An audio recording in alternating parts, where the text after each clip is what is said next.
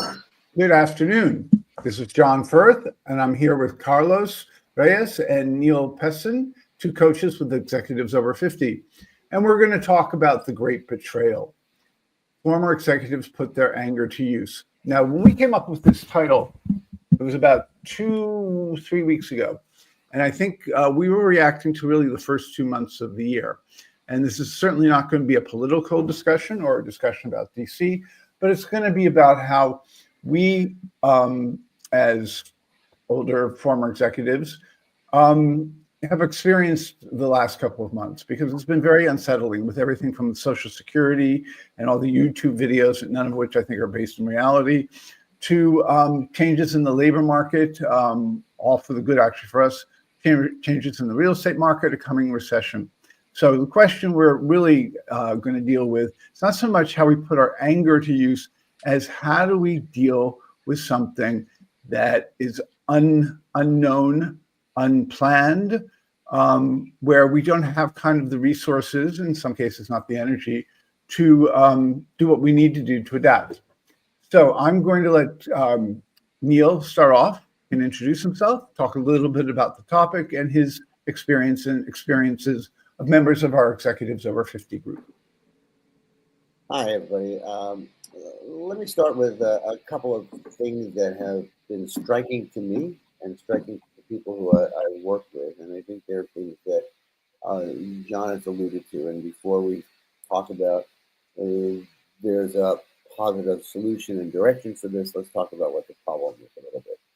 So the people I've talked with, including talking to myself at times, is that we're in a world where there seems to be less value for experience and age than there ever has been in the past. And part of that has to do with we live better longer, and we are aging with more usefulness than maybe past generations, and not clearing out the offices that others can put themselves into at a pace that has happened in the past. That's sort of a scenario that I think many of us have faced. I think the thing that John talked about a little bit earlier is this has been a world that none of us have expected to be this way.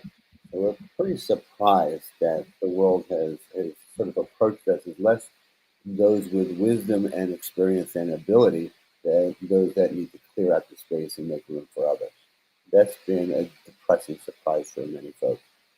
There's an economic downswing in many ways for those of us in a lot of different businesses, but almost every organization I know of has trimmed their budget to some degree. And on the news, there's all kinds of terrible stories about people locked up by the thousands.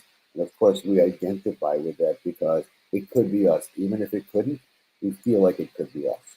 So those are all sort of catastrophic moments for all of us that we feel there are dangers out there. I've personally heard stories from people who've been told that from a person who they brought up in an organization to hopefully one day replace them has said to them, "It's time for you to leave. What about me?" I mean, sometimes as crudely as that. There are some people who say, "At your age, you shouldn't be doing this anymore," meaning I should be and not you. There have been people who working in organizations that said, "Well, you're making the most money, so if we crop off your salary, and we'll have some savings there."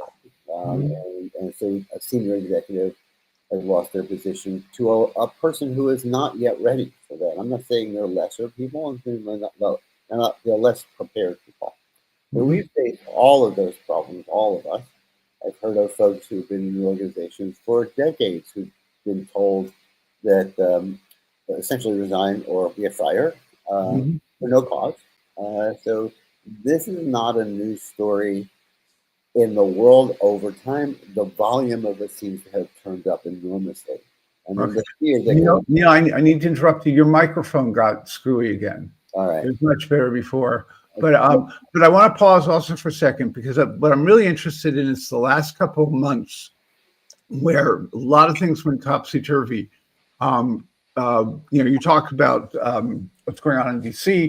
We have a member of Executives Over 50 who was inquiring about her husband's disability payments at Social Security. And the woman she talked to broke down in tears because she had literally just been let go. So we're talking about some serious events that if you're already facing health issues or what have you, could be very demoralizing. But Carlos, speaking of health, maybe you can talk to that a little bit. Sure. Hello, everybody. My name is Carlos Reyes, and I am the health coach for executives over 50. From a mental health, emotional health, well-being, and physical health, what we want to concentrate on during these uncertain times are the things that we can control. And that's oftentimes easier said than done because there are so many things out of our control currently, not only in the past 2 months, but over the last couple of years. But the one thing that I've encouraged my clients, and I have practiced myself, is self-care. Prioritizing your self-care so that you can handle the uncertainty, all the stress, the overwhelm that you're experiencing, especially if there are other people who rely on your well-being, whether it's a loved one, a significant other, children. Some of us have now become caretakers of our parents. Yes. How do we do that if we're unhealthy? And so that's where I would focus my anger, betrayal, or sense of betrayal is on taking care of myself so I can handle all of the uncertainty and all of the things that are out of my control. So, Neil, you were going to say something. I was going to say, yeah. Is my microphone better now? Oh, yeah, it's much better, much better. If I fade again, it's probably me and not the microphone, so give me a boost. Okay. But it's better. I think Carlos is right. I think the first step for me in that is identifying what you think the problem is. And many of us are struggling with what I would call low-level depression, sometimes more than that. Apathy and ennui, who gives a shit anymore? Me badly. A world of sort of paranoid worry that things are just going to happen badly. And it sort of harkens back to an older view of getting older. If you're older, and there used to be there was a study back and way back, that there is no such thing as aging depression. Depression is depression, and your age is your age. It isn't inherent in just getting older. Right. Yep. So being able to tease those issues out, and many, many more, I won't go into all the anxiety issues that follow. I think Carlos is right. How do you start to look at, now I know what I'm dealing with, how do I help myself focus on some version of improving? And I don't go straight to remedy usually, because remedy is a big issue. But what's the course of improving that I need to take? And I think Carlos is right on the mark. It's like once you start identifying things, it is behooving to you to find a world that will be helpful to you, whether it's a person like one of us or a group of people like the group we represent. Physical activity, which Carlos is a genius about, or emotional stuff that I like to talk about, or practical solutions about how to get a job. Those are all the things that are inherent in the group that we represent. But I think joining a place where you can get the benefit. I once upon a time was a professional photographer and have been in touch with people in groups that have lots of beginners, because somebody has invited me back to do some work again as a photographer. And I'm way behind the curve of professionals nowadays. So joining a group of people who will help me get my game back up to where it should be is part of my improvement. I think all of us need to find the diagnosis and then let it lead us to the solution. Yeah. So I always say coaching is basically what we do as coaches is hold the mirror up to somebody who's struggling to come to terms with reality, a new reality, changed reality. And I think we try to do that in a group setting, although it's sometimes harder because some of these issues can be a little bit, can seem confrontational. People might get defensive, but exactly that. I mean, how do we get people to realize there's an issue, then that there's a solution? Often it's by holding the mirror up And then we do something at Executives Over 50 that is a process that we use to deal with issues and to help people find solutions. Now, that said, I want to just quickly show that we do have email addresses for each of us. That's mine, and then Carlos's, and then Neil's. Executives Over 50 meets every Thursday at 7 p.m. Eastern Standard Time. We welcome all comers. Right now, it is a free experience, free of charge, and it's every week. And we like to see people stay on for several months because some issues, depending on what it is, need time to work through. So let's talk about the betrayal part of our title. So, and we talked a little bit of anger. I think depression, by the way, Neil, is absolutely, I would say, low-level depression, anxiety. In my case, I was I based a lot of my post-corporate life on a rising stock market. And indeed, returns on the stock market in the last 10 years have been amazing compared to previous years. But, to have a stock market start to go into free flow, or free fall, as it did seem 2 or 3 weeks ago, but also to hear about Social Security possibly having problems making the payments, or maybe even being charged with overpayment. I, for one of the first times in my life, really wondered if I was going to make it financially, and that was a very strange emotion. But is that a betrayal, or what is it, Carlos? What would you say? How would you say? Do you feel betrayed, and by whom possibly, or do your clients feel? I would say definitely I was feeling betrayed. Just to backtrack a little bit, prior to the pandemic, I was seeing most of my clients, about 95% of my clients, in person. Mm-hmm. And then when the pandemic hit, because I work with the over 50 population, which are in a higher risk category, mm-hmm. I could not see them. At that point, I had just celebrated my 30th anniversary in the health and wellness industry. Okay. Mm-hmm. And I had established my business. I had wonderful clients that I loved working with. I was making a good living. I was very happy. And then I felt betrayed because of the response to the pandemic, mm-hmm. The delayed response, the low-key response to the coming of this horrible disease. Yep. And so I felt betrayed. I was resentful that I had mm-hmm. worked so hard to build a successful business, and it disappeared pretty much overnight. The one thing that saved my business was that at that point I had established long-term relationships with many of my clients for many years. I've been training a couple of clients for multiple decades. Mm-hmm. And so good client retention. They followed me into the virtual realm. And so we started working virtually. I'm very grateful to them that they had the confidence in my abilities to continue to help them stay healthy and well, even in a virtual world.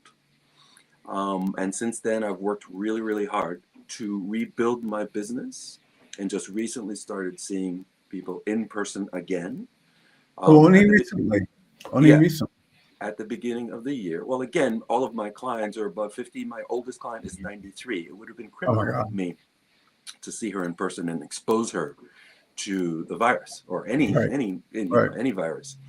And then started seeing people again at the beginning of this year. And now with the uncertainty in the economy, our government, I feel like I have to work twice as hard to continue to be successful, to continue to help my clients and myself stay healthy and well, because there's so much chaos. There's so mm-hmm. much uncertainty. There's so much stress and overwhelm that we all have to work hard to maintain our health and well-being. Otherwise, we won't survive. The one mm-hmm. thing that I think was highlighted during the pandemic was a sense of community and connection. Mm-hmm. And I think that's what the Executives Over 50 offers, is a sense of community, of like-minded individuals who are dealing with the same uncertainty, the same overwhelm, the same stress. Yeah. No, I would say, although it is a virtual experience, we have yet, in fact, neither of you I've met in person, although we've been working together for several years now. It is a virtual experience, and so we've had to redefine what it means to, or maybe say it differently. Up until 5 years ago, it was unthinkable that I could do anything of any importance, of any meaning for one of my clients if I wasn't face to face in the same room, dealing with their energy and certain body language and just being closer to them, literally. And I've had to adapt. And there are moments where I go, wow, this issue with my client, we didn't work through it the way I would have liked to have. Had I been in person, it probably would have been a better conversation.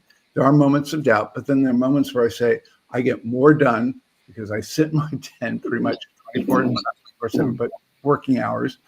And I get a lot done because I'm not getting on the subways and having to go to somebody else's office. And I think I've adapted, but it was very strange. The first year, I mean, the technology alone, I would have webinars that people were paying for, and the technology wouldn't work for 20 minutes. So that's not uncommon. But Neil, I want to come back to the emotional responses to this. Do you find people who use the word betrayal, or is there some other word they describe how they feel things have been? I would say how they've been done to them. I have to tell you, as a psychologist and having treated people for a long time and coached people for a very long time, I am not immune from the feeling and experiences that others drive at me or report to me. So, part of being a good coach or a therapist is you are metaphorically or literally in the room with somebody and feel their emotional state. Oh, absolutely. And I think it's important for us who are working with others to appreciate that. I'll give you a couple of stories, one of which was mine and another person.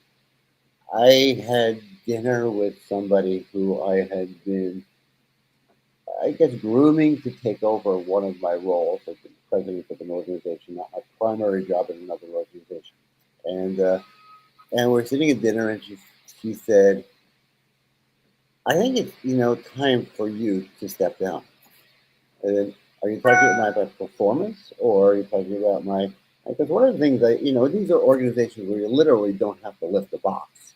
You just have to think and then encourage people to follow the solution for problems. That's what a CEO does.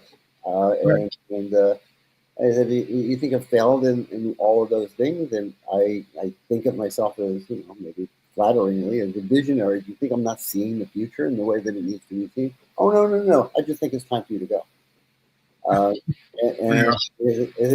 That's agent. Oh, no, it's not. Just practical. And essentially, she wanted my job.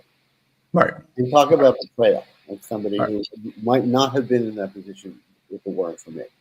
Right. So I felt I had to retain my anger, and I'm not sure that I acted well in the situation. And said things that I probably, if I were more thoughtful, would have said otherwise. But I'm human, and I felt assaulted. And although you're probably authentic in your response. Yes, and somewhat crude. Yes, I will not repeat my response. Not as crude as when I told the board of my organization that I had it. I used a couple of words I would never have used. I grew up in the South Bronx. There's a language for that. So and then I heard of another story where somebody had been for decades in her job, and the business exploded under her. I'm making up a number, but from $10,000 to $10 million to $100 million worth of business. And the board started to say, you who brought us this work, I don't think you're the right person. So we're going to bring in somebody who's a $100 million person, not a $10 million person. And she was, she glided out, but she was let go. And felt, and though much younger than this, I mean, she was in her 40s at the time, I think, felt like, where's my future? I've just been let go from a formidable organization. What's my reputation out there? It's spoiled. I worked my whole life to get here. Like all of us have. and now I feel betrayed by the group that I've made successful. Um, Yeah, so, you mentioned a very important concept I find, which is hope in the future, having a future, mhm. seeing the future. I just talked to a client about that today.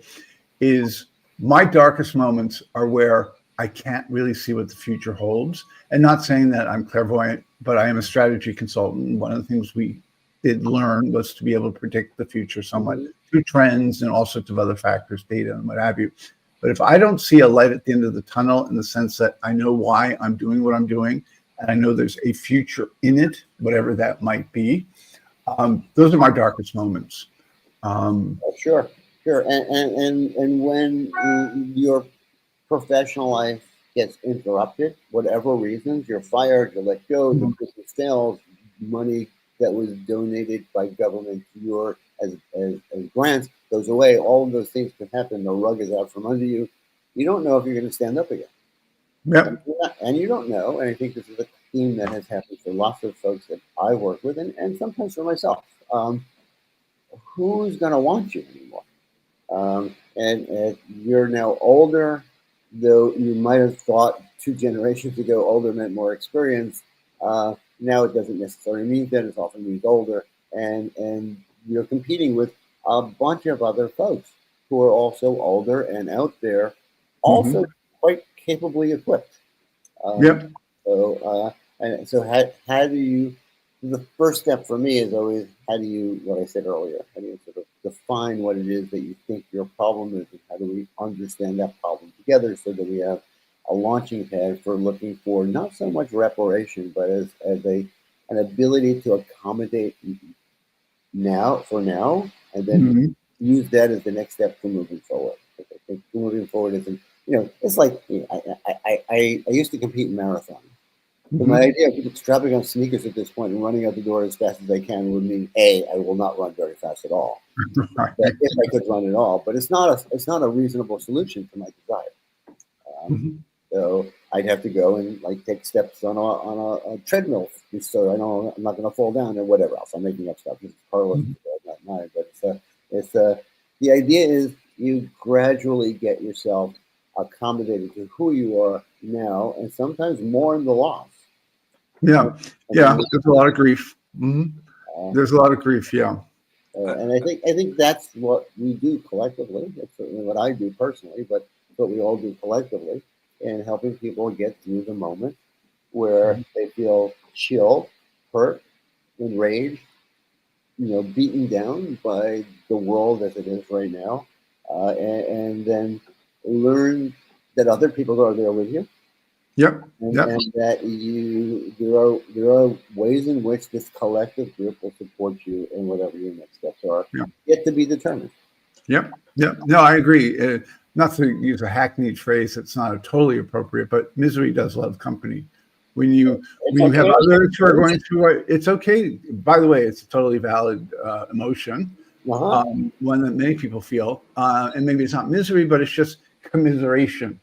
Hmm.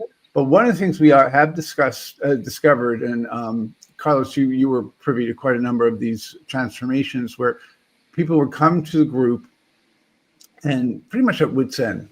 Either they lost their job, or in one case, we had a client who sued his former employer and thought that that's why he wasn't getting interviews. And of course, it turned out to be more in his head than a reality. But all this question about is ageism there? Can we not get a job? I would say 75% of the time, you probably, if you're over 55, it's going to be hard to get a job. Over 60, but there's so many other avenues: advisory work, consulting. But it does force a lot of corporate types, as it was with me, to become entrepreneurial. Um, so how do you, Carlos, how often do you deal with life-changing transformations that a good health routine can take care of? And how, Neil talks about psychoanalysis, or not psychoanalysis, but psychology, really dealing with emotions. I deal with sort of the business side of it often, but you deal with the health side. And to what extent do you find transformation happening simply by helping people with their health? I think you touched on a good point earlier about adaptation, right? I think those of us who are going to come out of this in the best shape are the ones who are able to adapt to the circumstances. I think one As of the Darwin worst, said. right, as I think one of the worst things we can do is perseverate over what's going on around us and what's happening to us. Okay? And the best way we're going to be able to counteract that or combat that is to keep ourselves physically fit, right? Because the better our physical fitness is, the better our mental capabilities are in terms of cognition, memorization, being able to process things. Right? And so if you want to compete, like Neil said, with all of these other older people who are competing for the same positions or the same resources that you are, the fitter you are, the more you're going to be able to compete. If you take ageism, for instance, we were talking earlier before we started this live about AI. Right? So I don't know any young person who isn't using AI. If we want to keep up with with the youth, with the younger population who are competing for the same jobs and or trying to take our jobs away from us, we have to accept the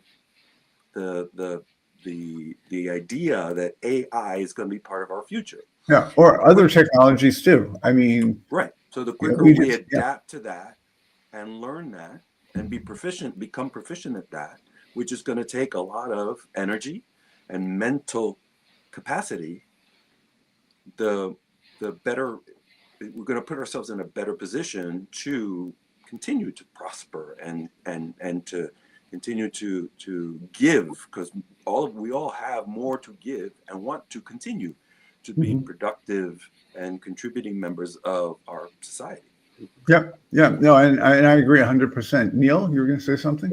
Yeah, I mean, to capitalize on what you're saying, Carlos, I think, I had the images you were talking about, an experience that I felt, and one doubt that I had. So I left an organization I had formed after decades and felt usually, I mean, my life has been, for good or for bad, being active physically. And then I wondered, in my next step, what kind of job I would start and what did I want to do. And then it occurred to me in a bleaker moment, I don't know if I have the stamina to be a CEO of an organization the way I was in my 40s. Yep. And it's true, I do not have the stamina I had in my 40s, but it doesn't mean I don't have the stamina to do the job. To recap, and that meant for me making sure that I was topping off my physical fitness as best as I could at the age I had with the limitations I have physically after injuries and illness. So that sort of awareness physically, and the one that I talked about earlier about psychologically, that sort of awareness physically is one we also have to come to terms with. We aren't who we were, but we are okay if we make ourselves okay. Yes, absolutely. And then sort of another sort of conversation that was underlying all the things we were talking about before. It sort of reminded me we talk about this group context, and there's lots of literature about how bad isolation is for all of us as we get older. And usually the conversations are for older people who live alone and are living in sort of what they have created and are part of the bleaker circumstance. Yeah.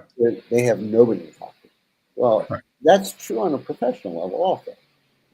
If you live alone in your head and only even talk to your mate about the woes you had in the job that you had, wow, those bastards fired me, or I can't find any work and nobody likes me, then you're missing a larger context of who you can be and how you can be better for yourself by talking to people who do care about you, but not in a way that's just going to take it. Just to add a little personal note to what Neil just said in terms of isolation. So prior to the pandemic, I was seeing 95% of my clients in person, like I said earlier. I really enjoyed visiting my clients. I enjoyed being outside. I even enjoyed getting on the subway. going from one client to another because I was outside. I fed off of I'm born and raised in New York. I feed off of the energy of the city. I love the energy of the city. It was invigorating for me to go from client to client to client, to be so productive, to help them stay healthy and well. When I had to go fully virtually, I found it so isolating because it was just me looking at a screen, now talking to people who I knew and have had long-term relationships with. So it wasn't like I was talking to strangers, but I found it so isolating. And I didn't realize until much later how isolating it was. I tend to be a very outgoing person, full of energy, and as you can tell, I talked a lot with my body, and that was just so depressing, not to be able to move, to expend that physical energy as well as that mental energy. And touch, literally. I mean, shaking hands with somebody, patting them on the shoulder. Those are meaningful gestures that say I'm connected. Yeah. And we can't do One of the things that maybe a view of the obvious is we have in my other group that I run we've had very emotional moments, variety, usually family related, where a very strong sort of stoic leader breaks down in tears. We never had that in a virtual session. Never that kind of strong emotions and the release of tension in front of a group of people. And that's really a pity. And I haven't really figured out how to do that, but that's that connection. When you're in a room together and the emotions come your way, whatever that may be, it's much easier to let it flow, I find, whether it's great emotion or sad, whatever. And I find that really, I don't know how to do that in a virtual world. How to get somebody to feel like they can, it's not even feel like they can, it's just, you can't get that last connection that allows somebody to be open and vulnerable and feel safe together. I don't know if you guys have anything to say about that. It's hard. I mean, during the pandemic, I helped start a number of internal groups for staff members who wanted to meet with each other, and it broke into subgroups of people, especially like mothers who now had to work at home and all other stuff. And because everybody in that room, virtual room, thought they could die, everything was poignant. Wow. And of course, there was a sense of anger at the world. It wasn't quite the way it had been with 9/11, which I did the same thing. There was an enemy apart from us, and was our parents, the government, going to protect us? This was some of the government going to protect us, but it was everybody within it, and there didn't seem to be a door to get out. And I think people were worried about their kids. They were worried about themselves. They were worried about their mates. My husband and my wife has medical conditions. God forbid she gets COVID, she might die. I mean, all of the things that people thought about. It's harder when the topic starts with a business topic, because I think it starts with anger, dismay, disappointment, frustration, whatever. And I think, to your point, John, if we can help, and I think we have in a couple of cases, help people convert that into an identity that has been lost for them. It's another thing that shows up a lot in our work, and that people are no longer what they called themselves before, and that's crushing. I don't know. I mean, even my wife, who I'll reveal here, she retired from her position after a long period of time, successfully, voluntarily. It was she was joyfully, even she was really looking forward to retiring, and then the next thing she's like, "I don't have a title anymore." I mean, how do I self-identify? Is really what she's saying. This has been what I've been for 30 years. And not even having been forced out. So that's a normal progression, but it's meaningful. Oh yeah, no, for a lot of people, there's lots of identity. In my case, I was finished with consulting as I had experienced it. So there was no grief for that. There was a grief of how I left the industry, which was not very good. And lots of anger was there. And quite honestly, when I became a coach, there was some hesitation, even though I knew I wanted to do that. There were some doubts. You're going to say, Carlos? Yeah, just to go back a little bit to the difference between being in person and virtual. So, Mhm. as I said earlier, I just started going back out, seeing clients in person. I've Mhm. also been going to some networking events, and I'll Oh, just good for you. I'll tell you a quick story. So I went to this networking event, and it was an engaging conversation, and there was lots of energy in the room. And one of the people who I was talking to, there were about 6 of us, said, "Let's remember to keep the circle open." Okay. And what they were saying was, keep the circle open because that allows people to come into our circle and Yep. engage in what we were talking about. When you're virtual, everybody's looking in the same direction. They're all looking forward. It's much harder to keep that circle open because Mhm. then everybody has to take a turn. Like, I say something, you Mhm. respond. I say something, you respond. Whereas when you're in person, it's much more organic, and there's also physical energy Yeah. that's being It's more exuded. dynamic. It can be much more dynamic. It can also actually be less dynamic. Rooms, when the energy goes out of a room, it's sometimes harder to bring it back in than in a virtual situation. But in general, it's much more dynamic, much more fluid, as you said. Yeah, I mean, yeah, but once it goes out of the room, you know it. And listen, I don't even know sometimes when I'm working with folks whether they're even where they're looking. Yeah, yeah, I see a bright light come on and realize they're reading emails. right. So Yeah, in my meetings in my organization, I used to nobody could bring their phone to my meeting. That was not literal. That was so if you somebody needs to reach you, they had to literally call you, pretty old fashioned. Because mhm. other than that, the bad joke was, who's going to email or text you that's more important than me in the room?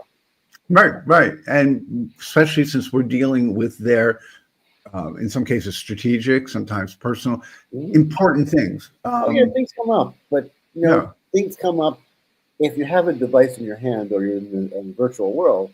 Things can come up that don't have to come up. right. Yeah, And I think you're right. And Carlos sounds very 60s, keeping the circle open.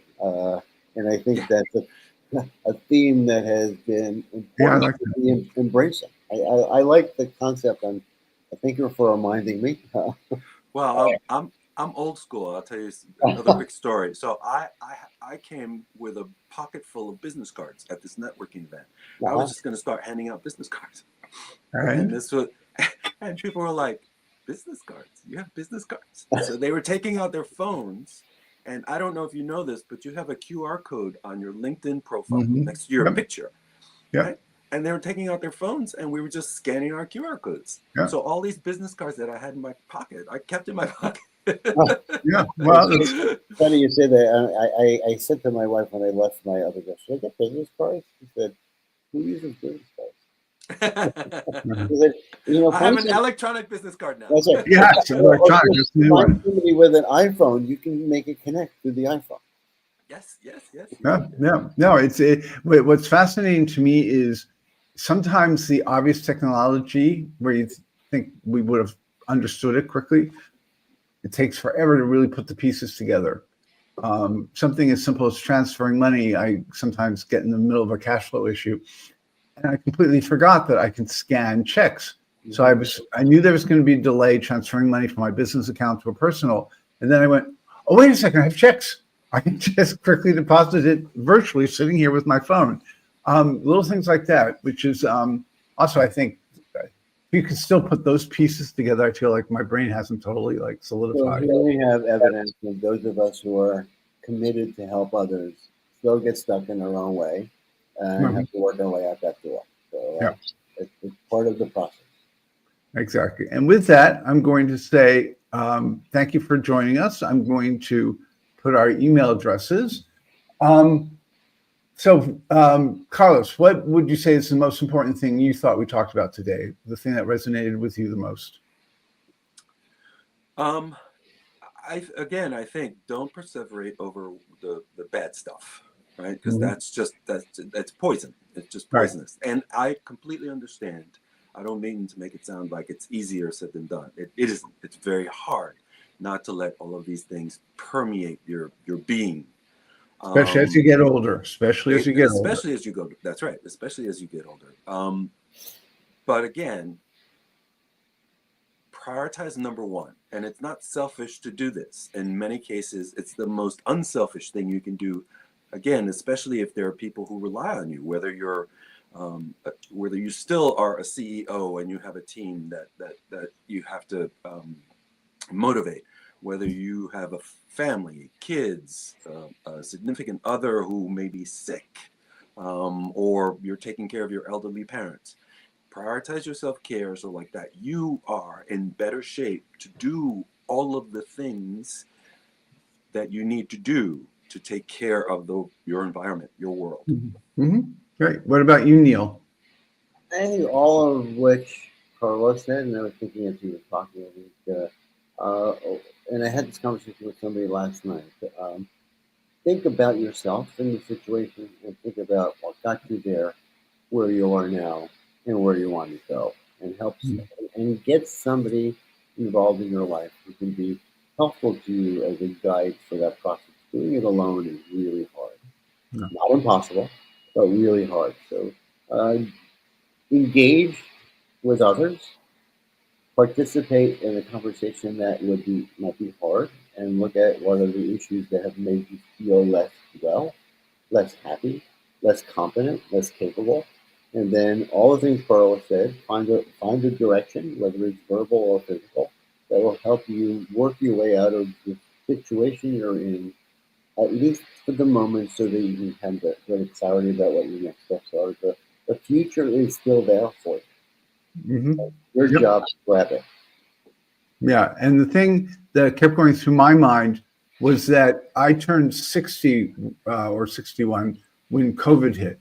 It was a very weird time to have finished my corporate career, but having a good coaching business, to not be out and about. And I don't think I've really recovered from that 65 years later. I'm still very comfortable sitting here, not going out. And I just know for a whole variety of reasons, this is not the best way to be getting older, as opposed to 5 years beforehand.